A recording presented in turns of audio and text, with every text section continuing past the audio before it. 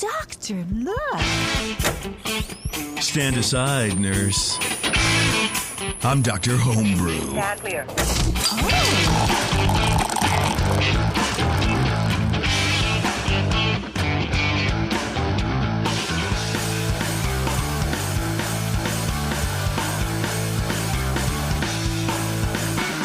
Hey, what's going on, everybody? Thanks for tuning in to Dr. Homebrew.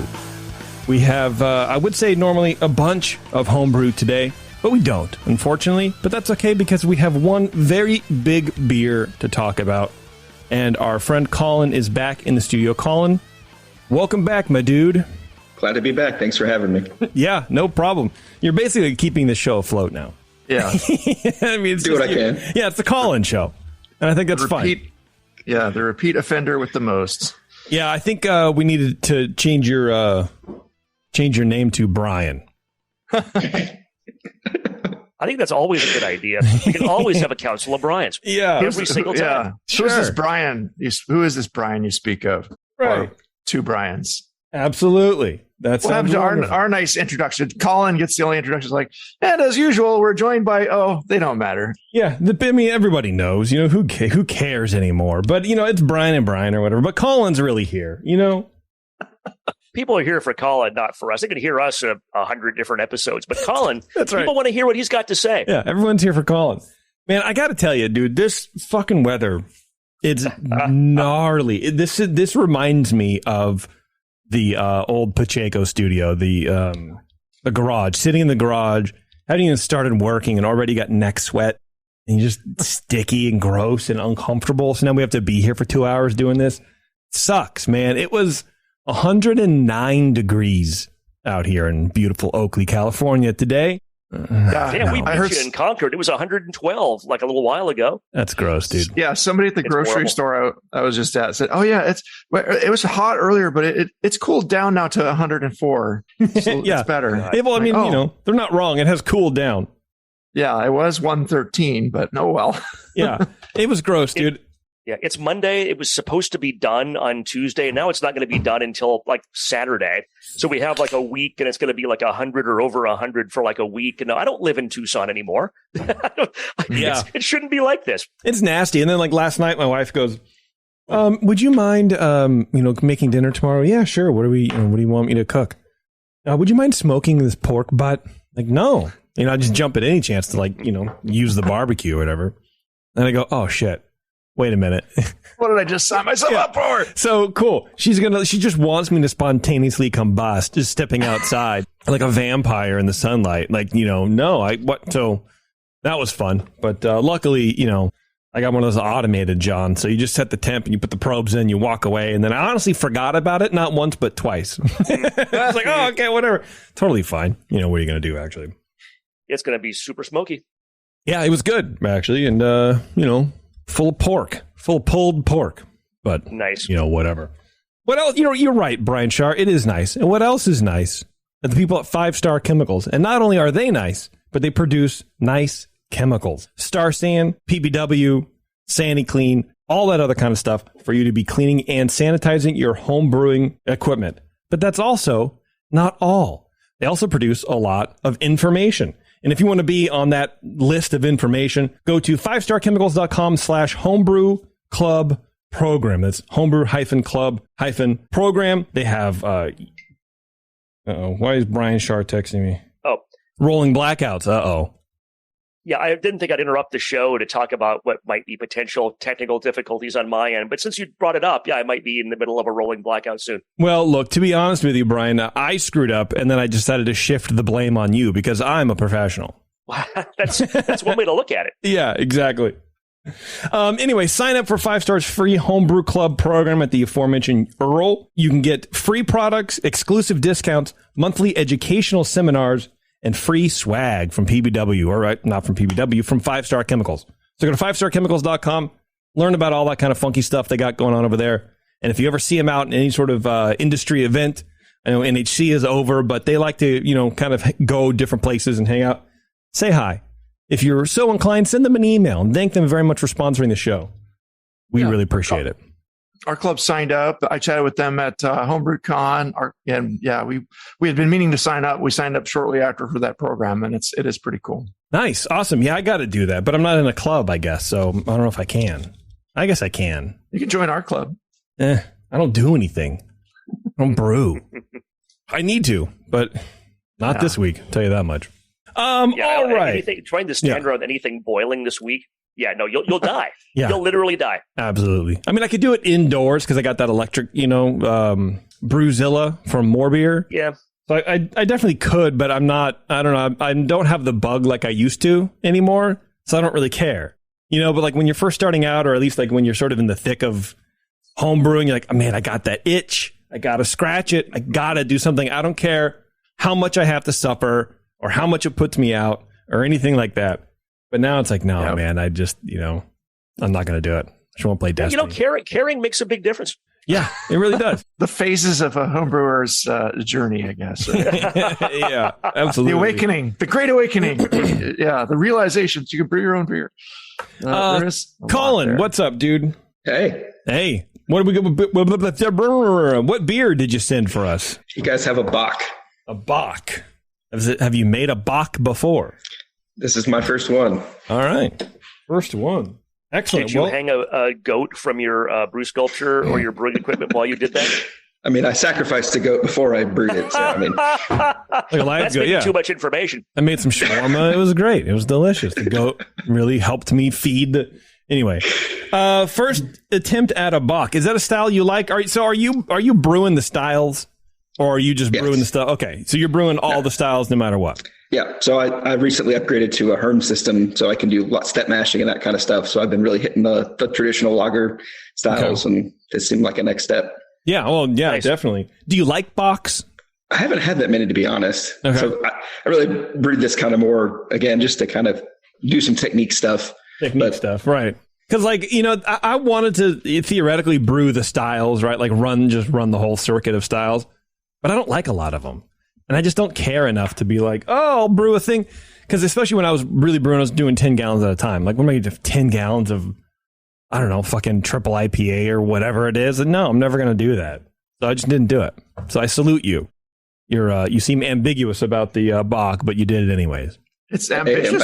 There we go. Yeah. He's very ambitious to brew a Bock, too. That's not an easy style to do. No, not at all, man. Not at all. All right, Brian. Eeny, meeny, miny, mo. Shar, why don't you start us off here with this Bock? All right. Well, Colin, I have to ask you the question that I've asked you probably like 7 times before. So are you in a homebrew club? And if so, what's it called? I'm currently not. Unfortunately, the COVID did not fare well for our club. So. Oh, that's right. Stinks. COVID eliminated your club. Look at that. One less club in contention for Club of the Year, everybody. Now you guys got a chance. Bad memory. Yeah. I still hang out with the guys I hung out with. That's pretty cool. You could always start again, start fresh, new name, new everything. You could do that.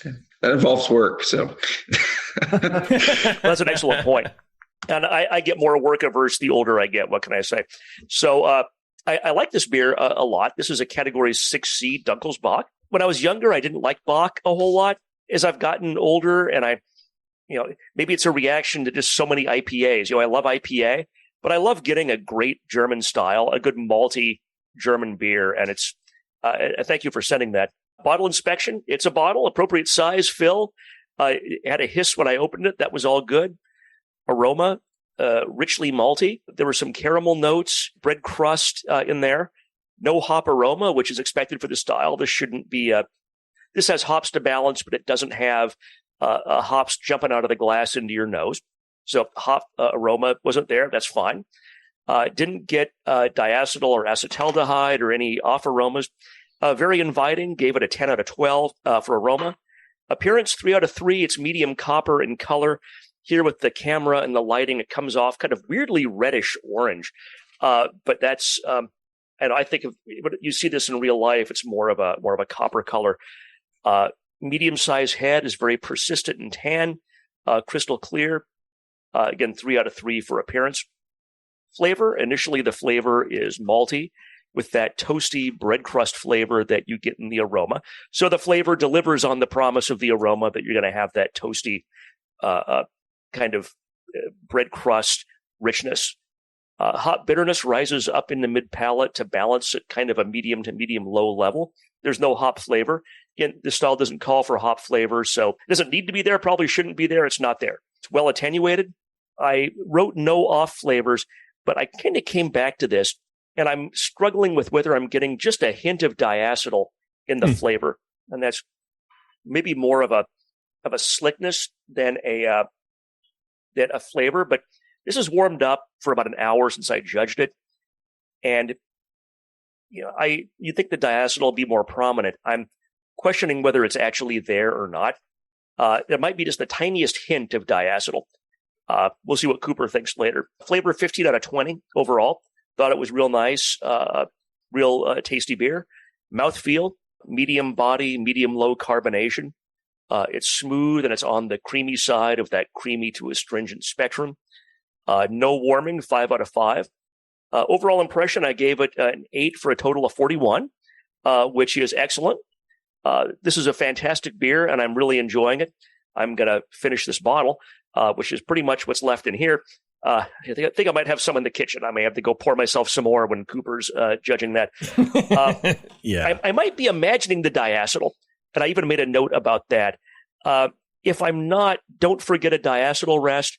It's a good practice to raise the temperature to 68, 70 degrees Fahrenheit at the end of fermentation, just for a day or two to let that higher temperature facilitate the chemical reactions that get rid of diacetyl. But otherwise, this is really good. Again, 41. I like it enough. I'm going to drink the whole bottle. So thank you very much for sharing. All right. Very good. Also, it's the only bottle we have for this show, so you might as well drink the whole bottle. Yeah. Well, exactly. What are you going to Don't do? want to waste it. No. That'd be a shame. It'd be rude. Well, especially, Colin can hear you. But when he can't hear you, then, do whatever you want. Here's the dumping sound in the background. Oh, this is good. I'm slamming it.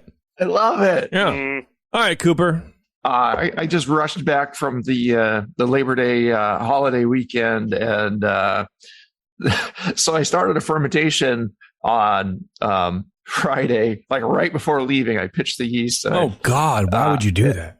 Well, I had brewed it the night before, and I let it cool naturally instead of cooling it fast. I just put it in my fermentation fridge, and then I worked a half day, and I came back, and it was just about ready to like put in some cool water to cool it down a little bit more.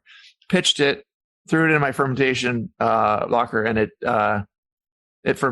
I assume it's fermenting. I haven't even had time to check that. But so I went out, and that's also where I keep the beers for Dr. Homebrew. And I forgot to put Colin's beer in a cold place while I was gone. So sitting there at 68 degrees in that, I come in, I'm like, oh God. So I had the cooler that I brought in from my trip, and I dumped it in there in between some ice packs, got it down to maybe 55 degrees and judged it. But that was actually, I don't think it hurt it at all. So I started the opposite of Brian. I judged it warm, and then I put it in the fridge for a little while as we were waiting for the show to start. So now it's colder. I'm getting to taste it a little cooler. So just keep that in mind, I guess.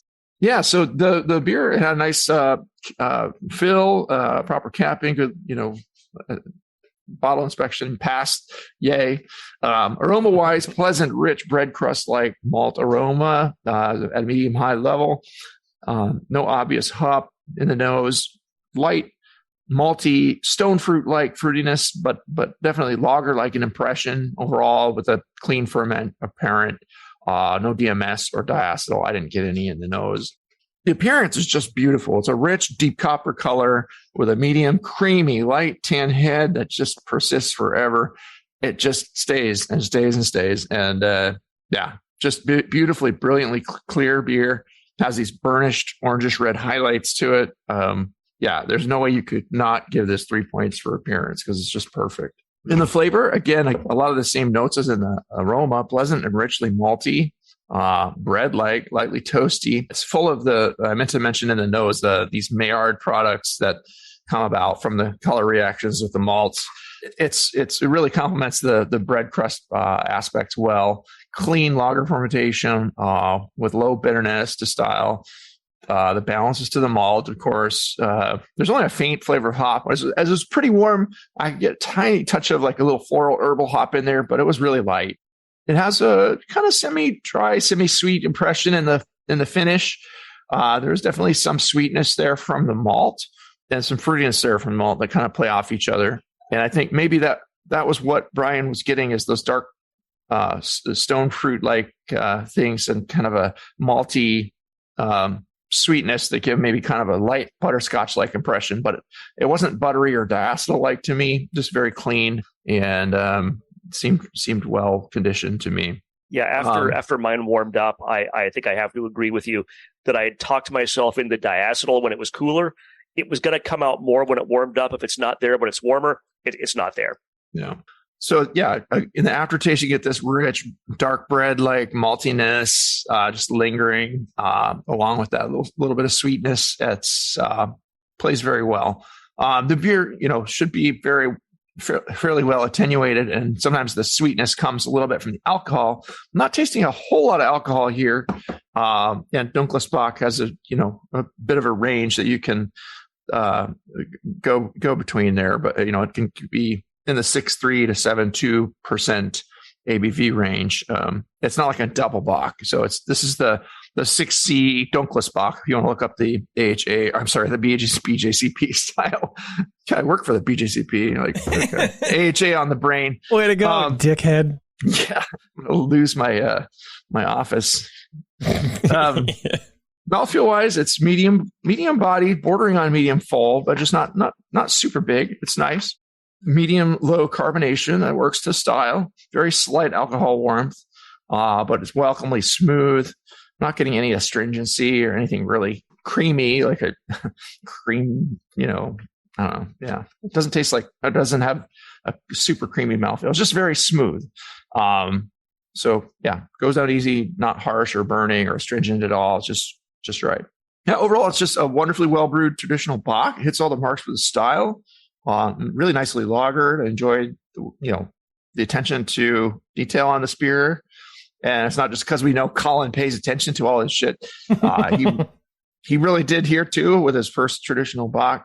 Because I think I remember some beers he didn't. So let's not rewrite history for Colin. Okay? Yeah, I mean, he sent us a lot of beer, but he sent us 63 beers. I can't even remember all of them. That's right. So, I can't store them all. They're all in my garage.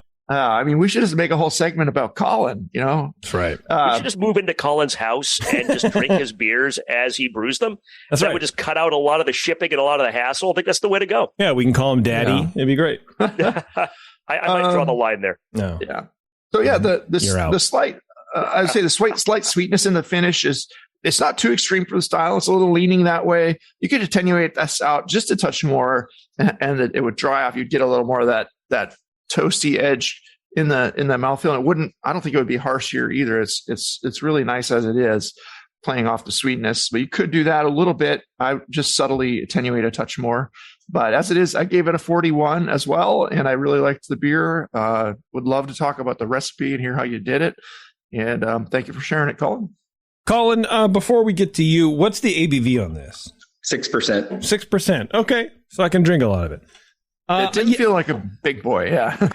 Cooper, remind me, what score did you give it? 41. 41. And Char, remind me again, please. 41. 41.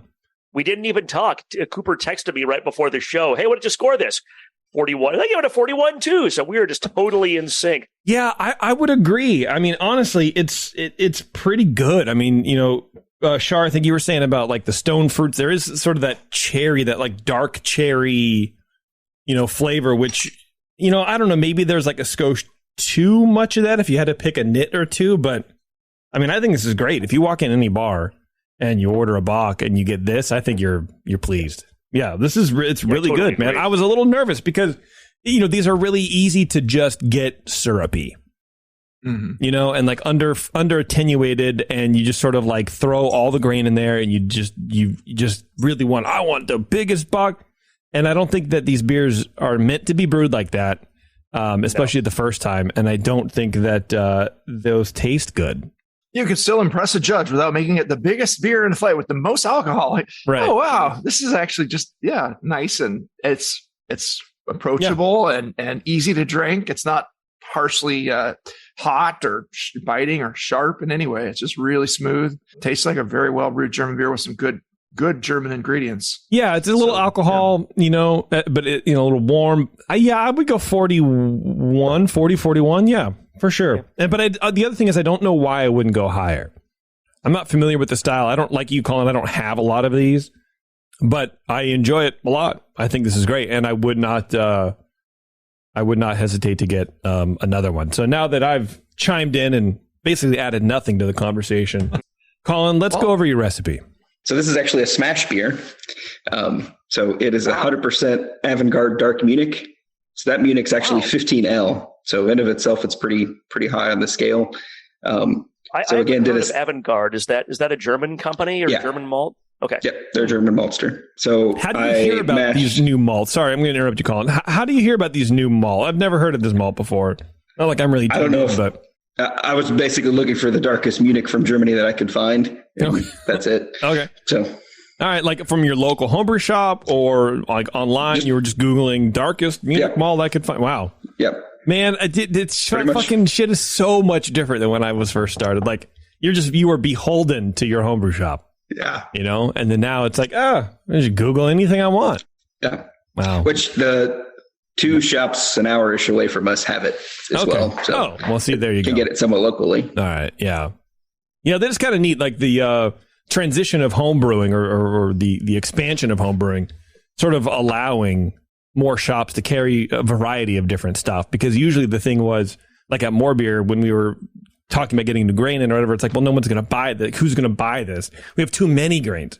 We have to get rid of some because they're sitting around too long. But it's nice that there's so many different beers and so many different grains coming out to the market for homebrewers that people are willing to try that. So anyway, just a point real quick. I mean, ingredients wise, these recipes can use Vienna and Munich malts. A lot of the time, that can be all that's in there.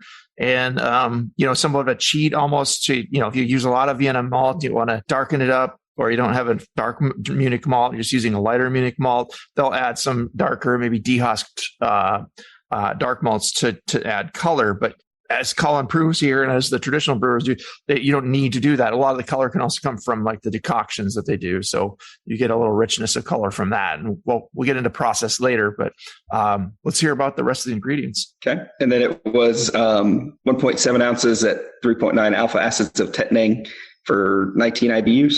And then it was Y yeast 2308. I do big starters on these. It was like 2.14 million cells per Plato. And then I pitched at 50 and then let it sit until right toward the end and mucked it up to about 55 and let it finish. So it fermented in about 10 days or so. That's pretty good, right? I think that's real good. It was actually really aggressive. So normally lagers are pretty slow. This one actually blew out, like had to put a blow off tube on it because it was going crazy. Wow. Yeah. And what was your fermentation temperature again? 50. Yeah, 50 and then raise it up to 55 once it settled down a little bit. Yep. That's cool, man. Yeah, a blow off for a lager. I don't know that I've heard too many of those stories. Yeah, I was surprised. I was not expecting that. So, again, I think it's high pitch rates and the thermal shock for the yeast. So keeping it within 10 degrees of when you pitch temperature, what the actual yeast is, all those things seem to help pretty significantly. Good bit of oxygen before you pitch the yeast, all that stuff. Well, normally we spend a little more time on the recipe, but it's just one grain. So what are you going to do? And it was 14 pounds of that grain. OG was 64. Okay. Final gravity was 19. So 70% attenuation is a little bit low, but I did some research, asked some buddies and that kind of stuff. Based off that high level bond of Munich malt, that's not surprising that the attenuation was that low from what I can tell. Okay. Yeah, it actually landed just, the style starts at 6.3. I think you said it was 6.0. If it had gone just a little further, you'd hit that low end, the 6.3. You were probably maybe aiming more for the middle end and thinking it would attenuate a little bit more. But, the next time you do it, you can do it a little bit differently if you want, based on that experience. And that's part of the fun. Now, you mentioned having the Herms system, and you have this ultimate control. What did you use your controls to do? Yep. So mashed in, did 145 for 30 minutes, and then bumped to 160 for 30 minutes, then pulled a third of it and did a 15-minute decoction. So boiled put in a separate vessel, boiled a third of the mash with more grain than liquid for 15 minutes, put it back in about 170. So then just circulated till I got clear wort, sparged, and off to the races. Very cool. So this first decoction I had ever done as well. Aren't they fun? It wasn't as bad as I thought. I really was expecting it to be messy and disgusting and awful, and it really wasn't as bad. It's just time. I think it's just gloves. Yeah, sorry. Yeah, did that. And I have a giant 3-foot spoon now too. So there you go. Yeah, it's the time that I think is really what people sort of grimace at. This is time suck. Yeah. Well, I mean, what do you guys think? Do we have any other comments or any sort of input to give to Colin? And well, how long did you lager it for after the? Yeah, so I brewed this on March 27th and then fermented in about 2 weeks and went immediately into the keg. So I carbonate in the lager in the keg. So just throw it in the back of the fridge and forget about it for a couple months. Yeah, I guess that's a good point. Lagering with the carbonation in it can work very well too. I think traditionally the carbonation should be added right at packaging in the breweries, but on a homebrew scale, you can do whatever you want. Throw it in the back. It's ready when it's ready. Taste it after a few months, and there you go. Isn't that a method though? Capping on the final part of the seed, do the spunding or what is it? Yeah, spunding. Yeah, there you go. See, I know stuff. I haven't lost it completely. You know stuff and things. Yeah. Colin, what about you? Do you have any questions for the Bryans? So I agree it's a good beer, and I agree I would have liked it to attenuate a little bit more, but I don't know what to do to make it better. I think it's missing something, but I don't know what. Yes. I got that vibe. That's sort of what I was getting across. It's like it's a 40-41, but I don't know why. For me, it's one of those beers where it's like, I don't know. Is it too dry? Do we think? I asked myself that same question, Jason. Yeah. And I think hearing that it's a smash beer, I'm wondering if that's maybe something that was in the back of my head, maybe a lack of complexity. Maybe, although it seemed fairly complex, is there a lack of complexity happening there that maybe a little more, not to go crazy and add 15 malts to your malt bill, but maybe having 2 or 3 malts might let you take advantage of some of the different flavors and add a little complexity to it? I would disagree with that. It is generally a fairly simple recipe. If you go to the major breweries that make it, it's a Munich showcase, and sometimes a little Vienna, sometimes a little bit of a dark roasted malt or de-bittered, dehusked malt for the color, but you would never add any adjuncts or anything else. So it's just an all malt, clean European malts and hops. Traditionally just a little bit of some noble hop like you use there, getting up that bitterness 19. That's even a little on the low end. It can be 20 to 27 in the guidelines. But for this beer, if you went a little heavier with it and got it a little higher, you could have a little more, get away with a little more bitterness. You could also get away with a little more strength, and that would make it maybe give it a little more complex feeling with the alcohol coming into play, but also just drying it out. I think that sweetness is going to get out of the way a little bit and let those toastier malts shine through in the aftertaste and the late palate. That's what I think. What do you think, Colin? Think he's full of shit? I've thought about layering some Munichs. So do 80% of that super dark one and maybe 20% of a lighter Munich, different maltsters, maybe get some complexity with just different Munich malts. I think that's a good idea. Yeah. Sneak a little bit of Vienna in there too if you want. I mean, that's going to, find the darkest Vienna you can get too. There you go. Why not? Google that shit. But yeah, I mean, just starting with the German malted stuff, and I don't know that maltster either, but starting with this, it's maybe a boutique German maltster. So it's pushing out a lot of good stuff now. I don't know, but based on the product and the results, it seems like really good malt. There's nothing else that's good much here besides malt. So taste different malts and maybe blend 2 different dark Munichs and see. Some of the environment in with this one and see how it tastes the next time or something. I don't know. Yeah, I think that's a good idea. I think, Colin, you're right on. Like, just try a couple different things in there. See what happens. Why not? Yeah. What are you going to do? Screw it up? Again, for For a first stab, I was pretty happy with it. I would be well chuffed with that. That's a very good first job. Like, yeah, good stuff. Well chuffed. Yeah. How about the water in this one? Oh yeah, I forgot about that. It's kind of moderate sulfate stuff. Actually didn't use water. It's all urine. It's recycled urine. So fuck you guys. He's being water conscious, Jamie. Yeah.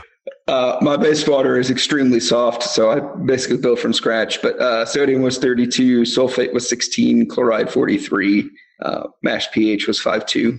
Oh, I wonder if a little sulfate. The sulfates seem pretty low. You could bump those up a fair amount to match the more German. What does that do again? What does sulfates do for this? What would a higher sulfate rate do for his beer? Well, with hoppy beers, they accent the hops in the beer a little bit, and it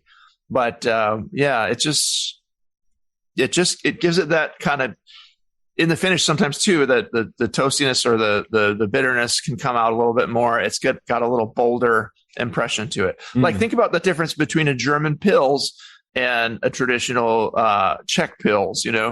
The Czech Pils is softer, and they actually get away with a fair amount more bitterness.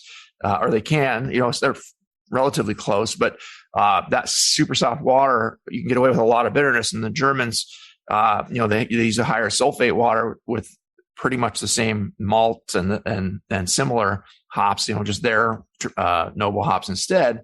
But it plays, a little more aggressive, a little more rich in the back of the throat, the late palate, things come through a little more. And so that, sulfates are important to pay attention to. That did seem a touch low.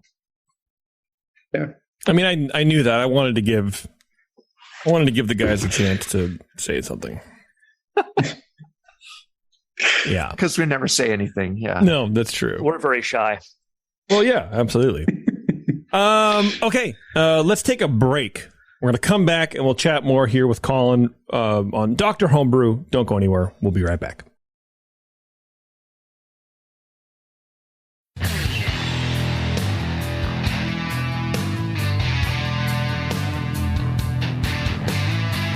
Now, back to the examination. All right, thanks for sticking around, everybody. We're back here with Colin. And Colin, I wanted to keep you around a little bit. Normally, we kick you out. But, you said that you were brewing the styles, just running the whole styles. And I was interested in that. What made you do that? Like, why are you trying to brew all the styles? I always thought, Jamil always said, like, if you want to be good at home brewing, you got to brew all the styles. You got to do it. But in my mind, I go, well, there are differences about brewing different styles that don't necessarily translate. Brewing a Bock isn't necessarily the same as brewing a pale ale. So how are you gonna improve your Bock by brewing a pale ale? I don't get that. So what motivated you to start tackling all this? So it's kind of how my brain works. So brewing to me is mastering the ability to brew.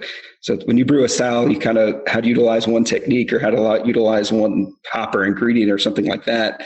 And you kind of get that. And when you go to another style, you can kind of take what you learned from that and utilize it. So, I mean, agreed, they're not like a pale ale and a Bock are completely different. But if you know step mash, if I know, okay, I can dry the beer out more or I can dry it out less or that kind of thing, I think it all adds up to being able to know how to brew better. Interesting. Yeah, I mean, I guess that makes sense. The technique and the know-how about how to problem solve maybe after the fact for next time, something like that. Yeah. Okay. And again, I'm an engineer. I'm a metallurgist by education, and so it's what I do every day. So it's process. How can I control the process? How can I understand the input variables to get the output that I want? At the core concept, that's why homebrewing is attractive to me, and that's why I want to brew the styles that I can brew to learn how to do that. Yeah, there are a lot of people like that, like you people. There's so many like engineers and scientists and nerds like that who are drawn to homebrewing, and I guess that's why that's why you do what you do, because you're good at it as a profession. I'm assuming you haven't been fired, so what do I know? But I think homebrewing is sort of very much like that. It is process oriented, and the output you can just change a variable and get a different output. That's interesting. What were you going to say, Shark? So you're a metallurgist. So did you build your own Herms system? I did.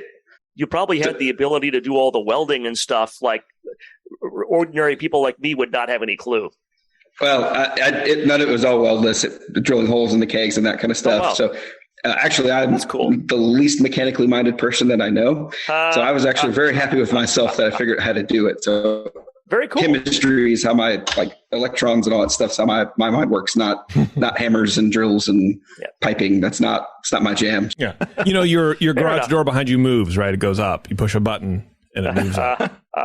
We'll get there. We'll get there. It'll be all right. Okay, good to know. So through your whole process, what do you think are a couple pieces of information that you learned that are the most important things that you learned to improve your process going through this? Because I don't know many people are willing to do that, to brew the whole style, to like run the rainbow of flavors. Yeast care. I mean, I think that's the biggest thing, understanding your pitch rates and taking it one bite at a time.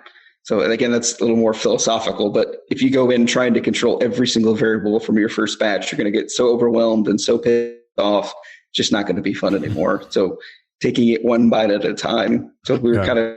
Wow, we're losing you. Is it any better now? It's catching up here. Hang on a second. Yeah. I think. Am I back now? There we go. Yeah, you're back. Hello. Sorry about that. That's all right. It's not your fault, man. I mean, maybe. Going back to what we were talking at the break, just taking it one piece at a time. So if you try and control every single variable, you're just going to get frustrated and pissed off and not have fun. Yeah. So with lager brewing, the first thing I tried to get an understanding of was fermentation. So you read the different calculators, how many pitch rates, that kind of stuff. And I found you just cannot overpitch yeast in a lager. So the more yeast you put in there, the better it tastes. So again, putting over 2 million cells per milliliter in there has just made the lagers just jump and be so much better. And pitching cold. So starting cold and then get progressively warmer. Yeah. Mm-hmm. It jumped right out of the fermenter, basically. Exactly. Yeah, you needed to blow off. That's rad. Yeah, when we were still learning about yeast and home brewing or whatever, the 80s, 90s or whatever, it was very much like, you got to add way more than you think, but don't over pitch because you can, really fuck your shit up. But I think it took a while, 5-10 years, for people to be like, no, you can't. It's very hard to over pitch your beer on a homebrew level for anything, even for ales. Yeah. And it's very, very hard. You have to really try hard to over pitch your beer, or over pitch your yeast rather, which sort of makes sense. You add just more yeast than you think for lagers. It's even harder for a lager. Absolutely. Yeah. I remember Dr. Scott on the session like 15 years ago talking about making like a 3-gallon starter for his lagers. And when I started making lagers a while back, I took a little bit of advice from that, and I would brew like lighter lagers and just keep the yeast and then just run more wort on top of it for like a stronger lager. I probably should have been cleaning my yeast and all that, but back in the day, it was like essentially your 5-gallon batch was a starter for your next 5-gallon batch of a stronger lager.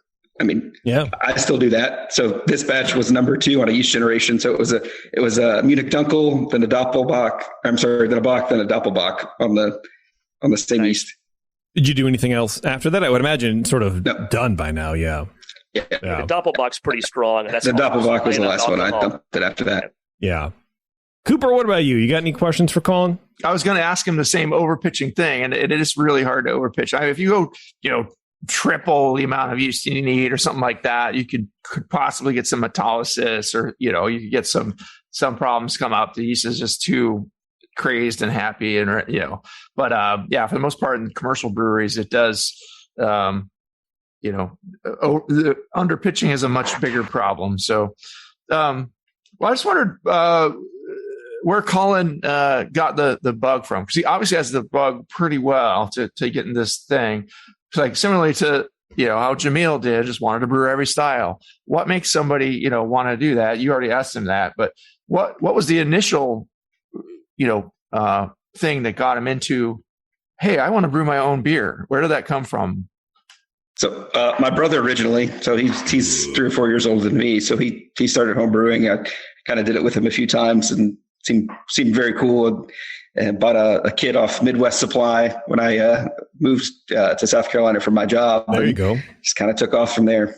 Yeah. It's and then how long did it take you? Did you start right off with all grain, or did you go from you learn from your brother all grain, or did you start with extract, or how did it go?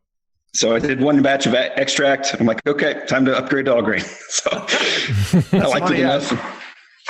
For me, it took like 6 months to do that. That's quick. God, yeah, it took me forever too. But partial mash, I did 3, and I was like, well, why am I doing this?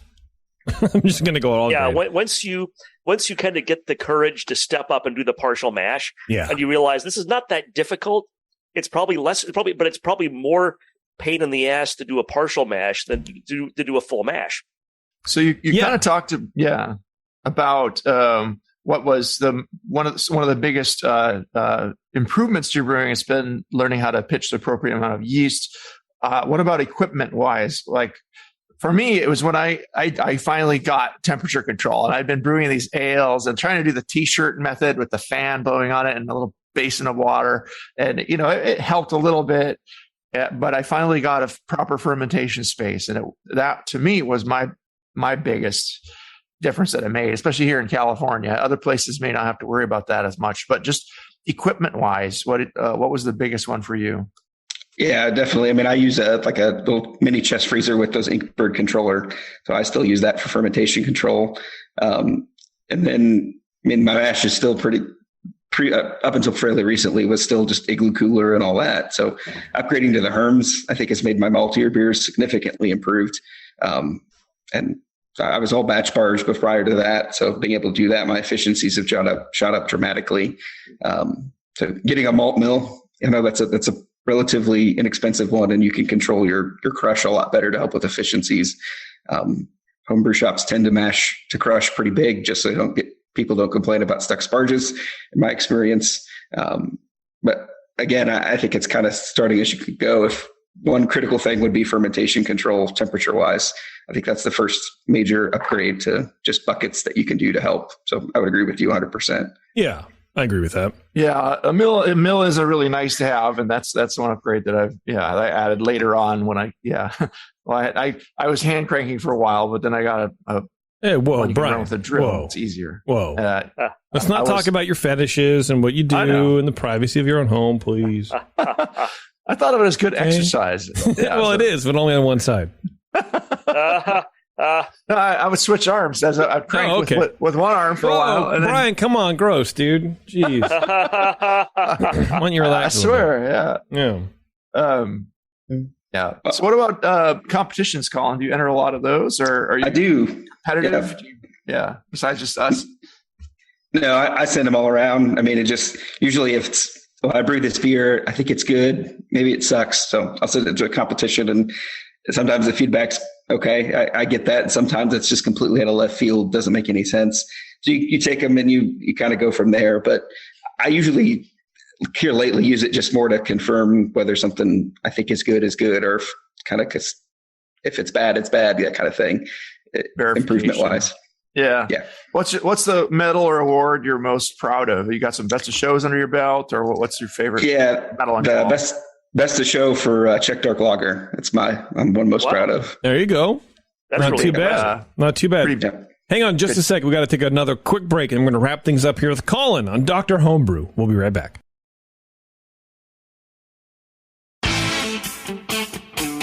I'm sorry to tell you this, but we're going to have to pour you out. Back to Dr. Homebrew.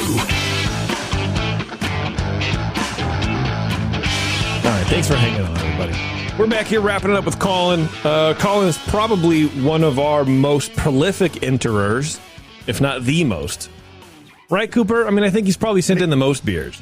I think by this point he's sent in the most. Yeah. And he's also a good sport being out on the East Coast, and we're calling him at, 10 something at night, 11 at night, and he's hanging in there, right? Yeah. So he's forced to be in his garage. It's closer to midnight there than it is. Yeah, I appreciate it, Colin. Are you getting anything out of the show? Do we help you at all? Oh, absolutely. No, definitely. All right. I sort of feel like you send us like 5 beers at a time, and then you're like, fuck.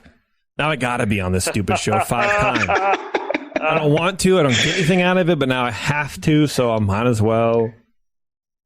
It's not like that. Just being able to talk, like you go to competition, you just get a score sheet back, and there's nothing. I mean, like what in the world was that guy thinking? So to be able to actually have some rapport back and forth to kind of talk about it, that kind of thing I think is very helpful. All right. And the mindset of the judge too. There you go. So to speak. All right. Well, is that it? We're done with Colin, right? Yeah. Any words of wisdom for the homebrewing masses out there, Colin? Oh, I thought you were talking about Competitions are your friend. Podcasts are your friend. I've learned so much from listening to podcasts and competitions. Yeah, twist some people's arms to send us their beer. If you know some good homebrewers in your area, we'll take theirs too, even if they're not good. Okay. I'll see what I can do. How do we, to the people listening, Cooper, how do they get in contact with us to get said beers to said hosts? Well, they would email Brian at thebrewingnetwork.com and let us know what you've got. And we would take beer, mead, cider, what have you, and happy to take it, whether it's something you want feedback on or something that you just want to improve for competitions. I think Colin could improve this beer and make it a really big, competition worthy entry to get it up into that mid 40s. And Agreed. That's the kind of stuff we like to do. We love talking to people about beer, and it's fun for us. But if you come on with good energy, it's fun for you, and it'll hopefully pay off. Yeah. So Brian at thebrewingnetwork.com. Absolutely. There you go. Thank you, Colin. I really appreciate it. And we look forward to your next round of beers that you send in if you end up doing that. Thank you also to 5-Star Chemicals. Again, go to 5starchemicals.com and learn about the best way to clean and sanitize your home brewing equipment, which is, of course, by using 5-Star Chemicals. All right, everybody, thanks a lot for tuning in. I appreciate it. And until next time, we'll see you later.